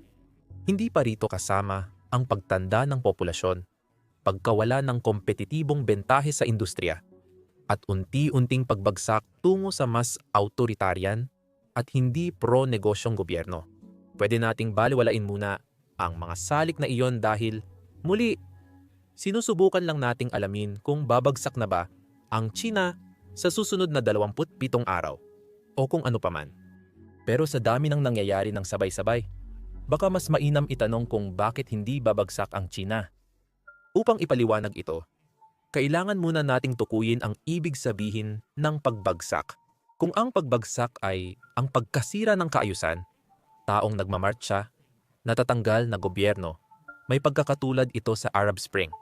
Nagsimula ang mga pag-aalsa dahil sa bumagal na ekonomiya sa Tunisia at laban ito sa mga autoritaryang gobyerno na sumasakal sa kalayaan. Posible ring itong bumagsak tulad ng nangyari sa Amerika noong global financial crisis o gaya ng anumang teoryang pwedeng mangyari anumang oras. Kung ang pamunuan ng gobyerno ay mapilitan at subukang gawin ang isang bagay tulad ng pagsakop sa Taiwan, oo, siguradong babagsak ito at mabilis na magiging isang bigong estado. Talagang malabong mangyari iyon. Kami bilang mga ekonomista, hindi rin namin alam ang mga bagay na hindi namin alam. Maaaring magdulot ng pagbagsak ng estado ang natural na sakuna, alitan sa gobyerno, o pagsalakay ng alien. Hindi lang ito natatangi sa China. Nangyayari rin sa iba. Ang kaibahan, mas delikado ang kalagayan ng China ngayon. Kung mag-uulat ako tungkol sa mga senaryo, may 1% ang tsansa, 0.5% sa karaniwang ekonomiya, at 25% sa tulad ng Russia. Isa pang posibleng senaryo ay hindi aktwal na pagbagsak, kundi pagbabalik sa saradong sentralisadong planadong ekonomiya. Sa maraming paraan, nakikita na natin itong nangyayari. Nagiging mas mahigpit ang bansa kung sino ang pinapayagang umalis at pumasok. Hindi maikakaila na mas naging makabayan ang kanilang pagkakakilanlan at nakikipag-alyansa sila sa mga bansang sila rin ay unti-unting napuputol ang koneksyon sa ibang bahagi ng mundo. Ngayon, masasabi kong kung mangyari ito, magpapatuloy ito bilang mabagal at unti-unting pagbagsak. Hindi biglaan na parang isang araw ay magigising ang China at mapagtatanto nilang naging North Korea 2.0 na sila. Mas mahirap din itong mangyari. Isa sa mga dahilan kung bakit napakaganda ng pagkakaroon ng mayamang populasyon ay dahil may kakayahan silang maging aktibo sa politika. Ang populasyon ng China, bagamat hindi pa rin mayaman ayon sa kanluran, ay hindi na nabubuhay sa kahirapan tulad noong sarado pa ang bansa. Mas mahirap pasukuin ang populasyong naranasan na ang yaman at kalayaan. Posible pero mas mahirap. Ngayon, naprotektahan ko na ang sarili ko mula sa mga komentong hindi ito tumanda ng maayos. Kung sakaling lumala ang sitwasyon, mas mainam pag-usapan ang totoong dahilan kung bakit malamang hindi ito mangyari. Kaya ng China na tiisin ang ilang problemang pang-ekonomiya. Dito naganap ang pinakamabilis na paglago ng ekonomiya sa kasaysayan. Mula sa pagiging isang agricultural na probinsya, naging pangalawang pinakamalaking ekonomiya sa mundo ito sa loob lamang ng isang henerasyon ng pagtatrabaho. Maraming ibang bansa ang nakakaranas ng mga problemang pang-ekonomiya at hindi naman madalas na nauuwi ito sa ganap na revolusyon o anumang katulad nito. Bukod pa rito, maaaring ang bahagyang paghina ng ekonomiya ay kailangan ng bansa. Umiikot ang makabagong ekonomiya sa business cycle, isang paulit-ulit na pag-angat at pagbagsak tuwing 10 taon. Ang pattern na ito ay kadalasang dulot ng utang. Kapag maraming nangungutang, maganda ang ekonomiya. Pero kapag nagbabayad o hindi nakakabayad ng utang, bumabagal ito. Ngayon, kahit masakit ang mga pagbagal, kung mahusay na pamahalaan, mahalaga sila sa pangmatagalang kalusugan ng ekonomiya. Ang mga pagbagsak ng ekonomiya ay nag-aalis ng mga negosyo, produkto, at empleyadong hindi maganda ang performance dahil napipilitan ang lahat na bawasan ang hindi kailangan. Kaya ang natitira lang ay ang pinaka-competitive, nagbibigay ng halaga, at mahusay na mga entidad. Alam kong parang masama pakinggan, pero sa katagalan, mas lalakas ang pagbawi ng ekonomiya. Kaya kadalasan, ang siklo ng pag-angat at pagbagsak ay paakyat habang tumatagal. Ang paghina ng ekonomiya ng China, kung mapapamahalaan ng maayos, ay maaring maging malaking oportunidad para mailayo ang ekonomiya mula sa sobrang pagdepende sa real estate at infrastruktura. At mas mapagtuunan ng pansin ang mga industriyang nagbibigay ng mas mataas na halaga tulad ng high-tech manufacturing, pananaliksik at pag-unlad, turismo at pananalapi. Mas matatag din ang ekonomiya ng China kaysa sa inaakala ng karamihan sa mga ekonomista. Maaaring nakakalito ito, lalo na't sinabi ko na ang marami sa pinakamalalaking industriya ay nakatayo sa mahihinang pundasyon. Pero hindi magkasalungat ang dalawang bagay na ito. Bumibigay na ang mga industriya ng real estate at infrastruktura nito sa literal at talinghagang paraan. Pero higit pa sa sapat ang kakayahan ng pamahalaan ng China para kontrolin ang pinsala mula sa mga isyung ito sa panandaliang panahon. Ang China ang may pinakamalaking reserbang dayuhang pera sa mundo, malayo sa ibang bansa. Ibig sabihin, sa pinakamasamang kaso, kayang pigilan ang pag-atake sa mga bangko sa pag-imprenta ng dagdag na pera at pagpapamahagi nito sa mga bangkong pag-aari ng estado. Karaniwan, magdudulot ito ng implasyon. Pero kaya itong tiisin ng China sa ngayon. Dahil sa pag-aatubili ng mga mamimili, hindi naranasan ng China ang problema sa implasyon tulad ng maraming bansa sa kanluran. Ang sentral na bangko ng China ay nagpapababa ng interest rate para maibsan ang epekto ng pagbagsak ng merkado ng pabahay, taliwas sa pandaigdigang kalakaran. Maaari pa nitong maiwasan ang anumang masamang epekto sa pamamagitan ng paggamit ng mga reserbang dayuhang pera upang protektahan ang halaga ng kanilang pera para hindi sila matulad sa Turkey o Venezuela. Lumilitaw na ang pagkakaroon ng 3.4 na trilyong halaga ng pera ay epektibo rin sa pagpapatatag ng seguridad sa pagkain. Mas marami nang inaangkat na pagkain ang China kaysa iniluluwas at handa itong gumastos ng kaunti pa para matiyak na may pagkain ang mga mamamayan nito. Alam ang alternatibo. May mga salik din na hindi pang-ekonomiya. Hindi ito ang aking larangan. Pero ang populasyon ng China ay hindi nakakaranas ng kaguluhang sibil na magdudulot ng pagbabago ng rehimen. Ang gobyerno ay autoritarian at mahigpit nilang binabantayan ang lahat ng tao. Walang duda na ipapahayag ng mga tao ang kanilang mga pagkadismaya, lalo na kung nasa sitwasyon sila na hindi nila makukuha ang bahay na kanilang binayaran. Pero hindi laban sa gobyerno o bansa ang mga protesta na ito. Sa totoo lang, publikong paraan ito ng mga tao para hilingin sa gobyerno na iligtas sila sa kanilang sitwasyon. Malaki ang posibilidad na ililigtas din sila ng gobyerno. Handang isuko ng tao ang kalayaan kapalit ng pagyaman. Madala, buong pamilya at ilang henerasyon ang nag-ipon para makabili ng simpleng bahay na di naman naihatid. Malamang mamumuhunan ang gobyerno sa infrastruktura para mapagaan ang epekto ng pagbagsak ng ekonomiya. Ngayon, imbes na magtayo ng walang silbing kalsada, pwedeng magtayo ng mga kinakailangang pabahay na nabayaran na ng tao. Isa na namang panalo para sa lahat ito. Magbibigay ito ng pampasiglang pang-ekonomiya sa panahong talagang kailangan ng bansa. At maiiwasan din ang sitwasyon kung saan 10-10 milyong tao ang mawawalan ng pag-asa. Ang mga ganitong sitwasyon ang kadalasang nagiging dahilan ng mga revolusyon. Sige, kahit na hindi magdulot ng tuluyang pagbagsak ng ekonomiya ng China, ang lahat ng mga isyong ito, siguradong ito na ang katapusan ng tinatawag na himala ng China. Maraming matinong ekonomista ang nagsasabing mauudlot ang tuloy-tuloy na paglago ng China. Dahil sa mga isyong ito, kadalasan ay tinutukoy nila ang karanasan ng Hapon na mabilis umunlad dahil sa pagmamanupaktura at malalakas na export. Nawala ang kanilang competitive advantage habang lumalaki ang populasyon at nawala rin ang maraming industriya ng pagmamanupaktura sa China. Nagkaroon sila ng mataas na presyo ng pabahay na nagdulot ng pagbagsak at matagal na pagbagal ng ekonomiya. Naranasan din ng Hapon ang pagtanda ng populasyon.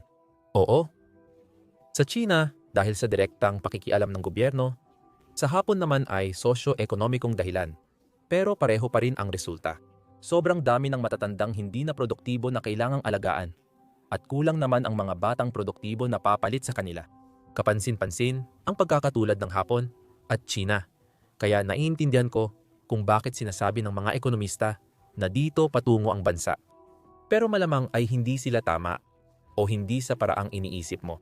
Magkasing tulad ang paglago ng China at Hapon. Pati mga hamon at industriyang tinahak nila ay halos pareho. Pero ang China ay hindi Hapon. Simula pa lang, mas mahirap ang China kaysa sa Hapon noong nagsimulang bumagal ang ekonomiya nito noong dekada 90. O, malaki ang yaman sa sentro ng lungsod. Pero hindi ito nararanasan ng karamihan sa mga Chino noong taong 1,945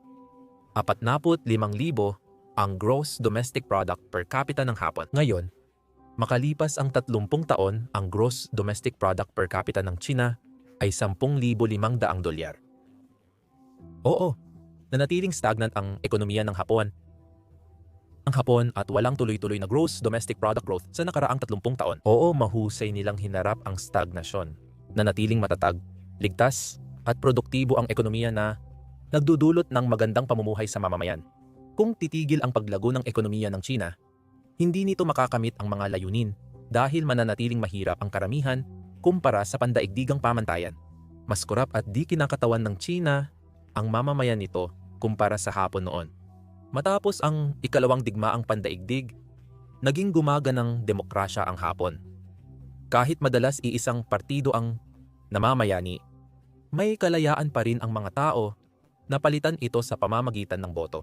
Iyan ay isang pribilehiyo na wala sa mga mamamayan ng China, na ibig sabihin, kung magbago man ang damdamin ng mga tao at nanaisin nila ng pagbabago, wala silang madaling at, sa totoo lang, mapayapang paraan para makamit ang pagbabagong iyon. Malaki ang tsansa na kahit demokrasyang bansa ang China, mananalo pa rin ang Partido Komunista. Sabihin mo man ang gusto mo tungkol sa marami nilang ginagawa sa pandaigdigang entablado at mga autoritarian nilang kilos.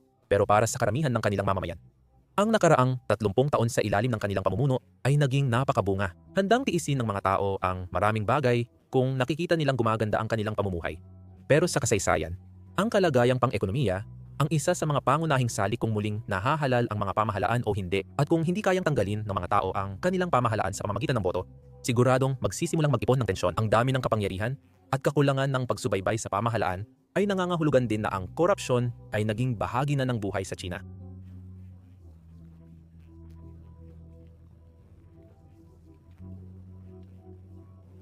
Minsan nakakatulong ang korupsyon sa ekonomiya. Pero kapag huminto ang paglago, sisira na ito ng korupsyon. Ang pagbibigay ng lagay sa isang opisyal ng gobyerno para balewalain ang mga batas sa zoning or mga pamantayan sa polusyon ng pabrika ay may masamang epekto. Pero hindi ito yung klase ng epekto na nababayaran ng pera. Kung huminto ang dayuhang pamumuhunan, babagal ang industriya at titigil ang mga proyekto. Dahil dito, mapipilitan ang tiwaling opisyal na magnakaw mula sa tao dahil mawawala ang kita nila sa madaling paraan. Ayon sa kasabihan, walang makakapagsabi ng hinaharap, lalo na ang mga ekonomista. Kung ako ay tumataya, hula ko, hindi magiging katulad ng Japan ang China. Mas malapit ito sa ibang bansang mabilis yumaman, pero hindi pang matagalan ang modelo. Hindi babagsak, kundi dahan-dahan at matatag ang pagbagal. Kung hinahanap mo ang totoong dahilan kung bakit maraming balita na tila babagsak na ang China, malamang mabibigo ka. Totoo, may gumawa ng video na ang thumbnail ay nagsasabing 34 na araw na lang bago bumagsak ang China. Hindi iyon totoo, pero milyon ang nanood. Nakita ng ibang mga creator ang tagumpay ng video na iyon at ginamit din nila ang parehong clickbait na mga pamagat para makakuha ng mas maraming manonood sa sarili nilang mga video. May mga video na walang saysay at meron ding may magagandang komentaryo. Walang sama ng loob, mas naiintindihan ko ang laro. Kapag pinaghirapan mo ang video, gusto mo talaga itong mapanood ng iba. Gawin nating ito ang aral na mapupulot dito. Mahirap ang kalagayang pang-ekonomiya ng China ngayon. Ngunit malabong tuluyang bumagsak ang pangalawang pinakamalaking ekonomiya sa mundo na may mataas na kontrol sa quasi-reserve currency at kaunting pagtitiis sa pampublikong pagtutol. Mahalagang hindi hayaan na makaapekto ang pagkainis natin sa CCP sa pag-unawa natin sa balita tungkol sa kanila. Kung sino man sa inyo ang nakabasa ng mga headline na ito o nakapanood ng mga video na ito at nakaramdam ng tuwa o pakiramdam na mas mataas dahil sa wakas ay natatanggap na ng masasama ang nararapat sa kanila, wala namang dapat ikahiya. Aaminin ko, natutuwa ako minsan kapag may masamang nangyayari sa mga ayaw ko. Pero pakiusap, pag-isipan nyo ang dalawang bagay. Mas naging madali ba para sa inyo na paniwalaan na totoo ang mga headline na ito dahil gusto nyong maging totoo ang mga ito? At kung oo, hinihikayat ko kayong balikan at basahin muli ang mga iyon na parang tungkol sa sarili ninyong bansa ang pinag-uusapan. Sa tingin ko, marami sa inyo ang hindi basta-basta maniniwala agad sa mga prediksyon. Gayun din, marahil ito ang pinakamahalagang bahagi ng video na ayaw ninyong bumagsak ang China. Kahit mula sa makasariling pananaw, ang pagbagsak ng pangalawang pinakamalaking ekonomiya sa mundo ay magdudulot ng malaking pinsala kahit sa mga inosenteng mamamayan na nagsisikap lang mapabuti ang buhay. Malaking consumer ang China ng materyales mula Australia, Japan, European Union at United States. Ang pagkawala ng merkadong iyon ay magdudulot ng malaking pagbagsak sa mga ekonomiyang ito. Ang China rin ang gumagawa ng maraming gamit na araw-araw nating ginagamit sa presyong nakasanayan natin. Kung gusto mong gawing krisis mula sa simpleng problema ang nararanasan nating inflasyon ngayon, putulin mo ang pag-aangkat mula sa China nang walang sapat na panahon para humanap ng alternatibong supplier. Sa dulo, hindi makakatulong ang pagbagsak sa mga problema ng China. Kahit na biglang mawala ang pamahalaan sa isang lubos na mapayapang paraan, magkakaroon pa rin ng malaking kakulangan sa kapangyarihan na malamang ay mapupunan lang ng isa pang autoritarian na rehimen. Alam ng matagal nang sumusubaybay sa channel ko na hindi ako fan ng pamahalaang Chino. Pero hindi pagbagsak ang paraan para sa makabuluhang pagbabago. Sa halip, ang dapat nating hangarin ay ang mabagal at unti-unting paglipat patungo sa isang sistema na mas bukas sa pandaigdigang komunidad at hindi gaanong mapaghinala sa sarili nitong mga mamamayan.